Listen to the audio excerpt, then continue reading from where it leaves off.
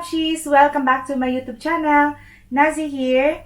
So, ngayon guys, mag-unbox tayo and magpapalit ako ng casing nitong aking MacBook Air na 13 inches. And sira na rin kasi yung casing niya. So, bumili ako ng bago from eBay. If you want the link, I will put it in the description box. And sobrang luma na nito. Umabot na rin siya ng 1 year. So, ito is super mura naman siya. It's 5 pounds something yata. So, I'm going to put the price. And itong regalo sa akin nung Valentine's Day ni John, na steamer siya. So, since kalalaba ko lang the other day and tuyo na siya, I'm going to try to use this one. So, I'm going to take it out from the box.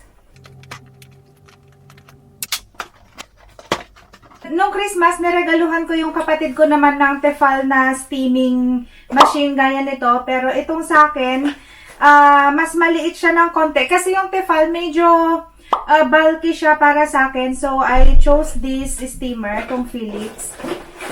Ayan siya. Ang daming anek-anek dito. Oh. Ayan, inuna ko talaga yung steaming machine. So, ayan siya. Nasa plastic. And meron pang protector yung saksakan. Tanggalin natin yan kasi gagamitin naman natin. It also come with this. Ilalagay siya dyan para sa mga delicate fabric ito. May kasama siyang ganito para paglalagyan ng tubig, mas mabilis siyang lagyan. And meron siya nitong user manual niya. So, I'll try not to read this one. Let's see kung kaya. Madali lang naman siyang gamitin actually eh. So, tanggalin ko siya sa plastic. This is how it looks like. Ito yung kanyang water tank. Maliit lang siya. Ito yung power button, on, off. And then, ito yung pag i-steam mo na yung cloth. So, yeah. Actually, gusto ko to not only for pangtanggal ng mga creases ng damit, but also pangtanggal din siya pangpatay din siya ng germs. So, yon. That's what I like about this. And hopefully, madali siyang gamitin. And hindi kailangan na madiin yung pagpupush nitong button na to. Ano siya, ma-soft siya actually na i-push. Ganyan lang siya. Hindi kagaya nung Tefal, pag i-compare ko siya dun sa Tefal na binigay ko sa kapatid ko, I still prefer this one. Tsaka mas magaan siya. And kaya ko pa pinili to, kasi kung magta-travel, pwede siyang ilagay lang sa suitcase or sa luggage. And kung medyo meticulous kayo sa mga creases, so pwede nyong dalhin ito anytime, anywhere na magta-travel kayo. And ito naman is binili ko siya few days ago. And dumating naman siya agad-agad. So, yun. That's what I like about ordering naman sa eBay. Never been let down. So, ito siya. Ang color niya is parang deep red. Parang may pagka-matte siya. And may kasama ito na keyboard protector din eh. Nandun yata sa envelope. So, yan. Meron siyang pang-protect nito para hindi siya nagra-rub together. Kaya nilagay nila yan.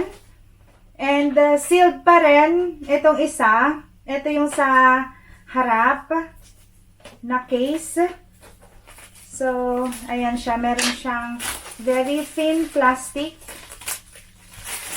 But this casing guys, wala siya nung cutout ng Apple logo. So, let's see how it looks like. Parang maganda to kasi magre-reflect yung yung light ng Apple. So, tanggalin ko muna ito. Naka 1 year na rin itong laptop ko na to guys eh. Naka-on pala.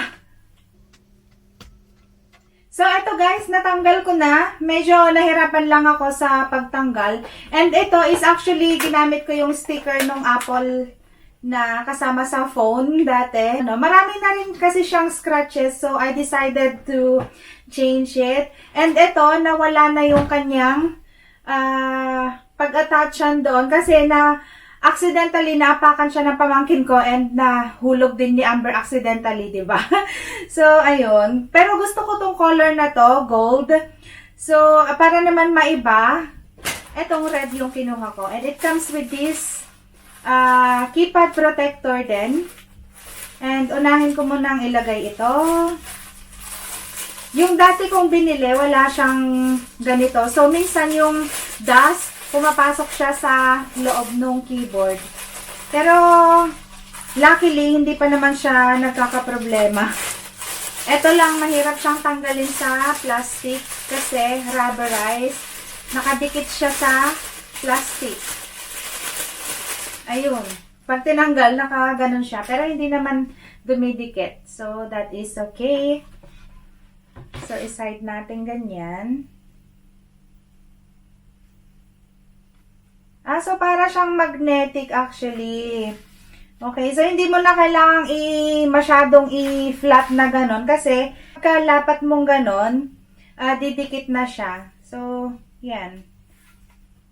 And medyo maalikabok na yung aking laptop. So, unahin ko to kasi excited ako na makita kung paano yung logo niya.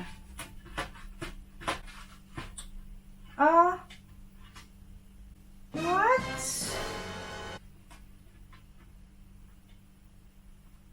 Oh my God! 13-inch yung binili ko, guys. And medyo maliit ito. So, I don't know. Bakit ganon? Kita nyo, guys, oh. Para sa ano yung, alam ko, yung binili ko sa eBay is 13.3 na pang MacBook Air. So, bakit siya mas maliit? That's a bit let down. Maliit siya, guys. I don't know kung paano ko na ito may babalik. Hindi ko na ito may babalik kasi naka-ano na siya eh. Na unsealed na. So, what? Gusto ko pa naman yung color niya. Eh, wala naman akong laptop na ganito kalaki. So, nasayang lang yung 5 pounds ko. Ano ba yan? So, ganyan muna siya. Medyo, ano na, marami na siyang alikabok. Pero, pupunasan lang natin yan. And siguro, gagamitin ko muna yon while I'm going to, order another one. Ano ba yan? I'm so sure na 13.3 yung binili ko eh. Anyways, move on na lang tayo dun sa pag-try ng steaming iron.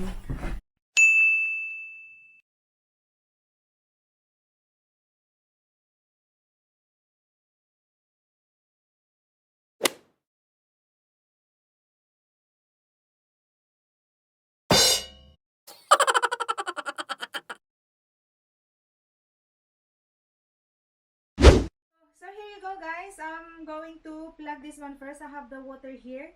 But before we plug, I'm going to put water first. So you have to pull this to be able to put the water. Oh! Make sure that the position of the steamer is like this because otherwise the water will spill. And after putting the water, just close it. And just make sure that you wipe the water around the steaming machine para iwas electric shock. I'm going to plug it here now. So, let's see. So, as you see, guys, mayroon akong mga clothes dito na nakahang.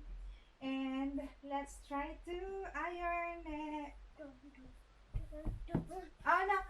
Make sure that it's on. Hindi ko pala siya na-i-on. Pag naka-on na siya dun, guys, you can see the red light indicator na it's already on. And if you press it like that, meron kayong maririnig na sound. And you see the steam is coming out.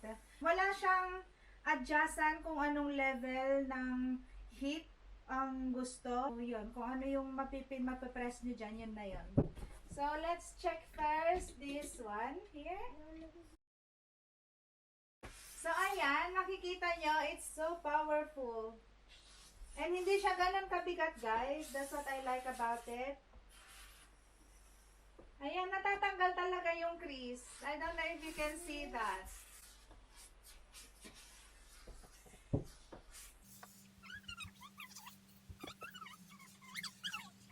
I am quite happy actually kung paano yung ano niya guys, yung performance nito.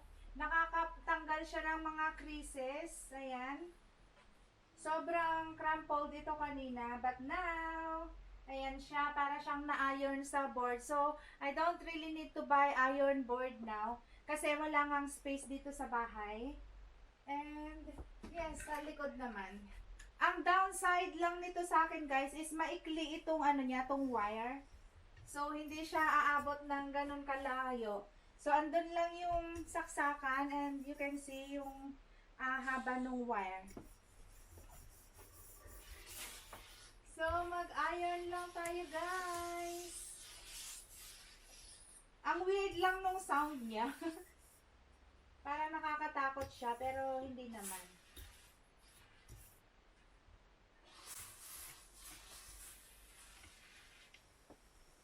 May enjoy ko tong gamitin talaga.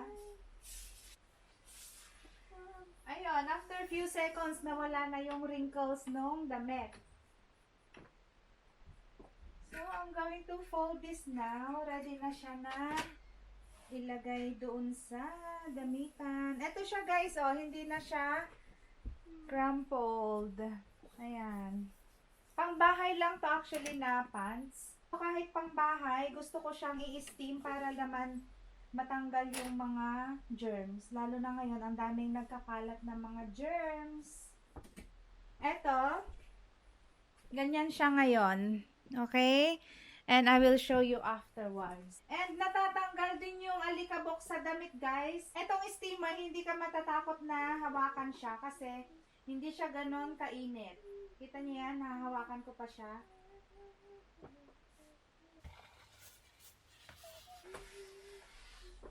Kasi itong black material is madali siyang maka-collect ng mga alikabok talaga, oh.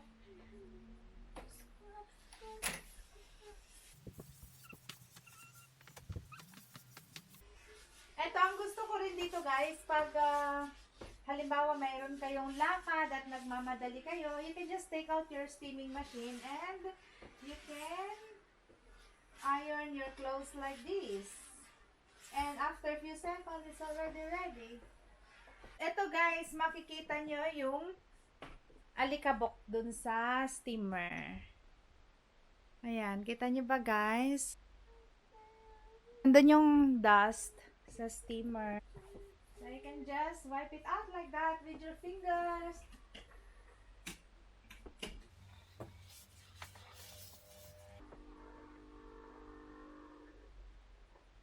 Another thing guys, madali siyang maubusan ng tubig. So that's my second garment and ubos na agad yung tubig sa water tank. Medyo matakaw lang to sa tubig guys, no? Pag nag-run out ng tubig guys, nag-o-off siya automatically.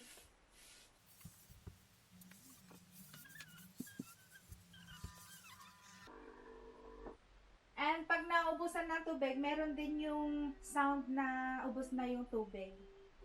Ito. Maririnig nyo guys yung ganon. Yeah, it's like farting.